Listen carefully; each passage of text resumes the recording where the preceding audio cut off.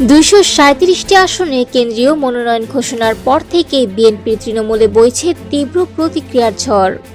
দেশের নানা অঞ্চলে চলছে বিক্ষোভ মিছিল আর প্রতিবাদের ঢেউ। প্রায় এক মাস পার হলেও মনোনয়ন বঞ্চিত নেতাদের পক্ষে এখনও সরব স্থানীয় পর্যায়ের নেতাকর্মীরা। ঘোষিত প্রার্থীদের বিরুদ্ধে বিদ্রোহী অবস্থান নিয়ে তারা কেন্দ্রের নজর কাড়ার চেষ্টা করছেন সক্রিয়ভাবেই। কিছু এলাকায় প্রার্থী পরিবর্তনের দাবিতে কর্মসূচি পালন করতে গিয়ে মনোনয়নপ্রাপ্ত প্রার্থীর সমর্থকদের সঙ্গে সংঘর্ষের ঘটনাও ঘটেছে। কোথাও অভিযোগ উঠছে বিতর্কিত 1-11 সংস্কারপন্থী হাইব্রিড বা বহিরাগতদের মনোনয়ন দেওয়া হয়েছে। আবার কেউ বলছেন দীর্ঘদিনের ত্যাগীরা যথাযথ মূল্যায়ন পাননি।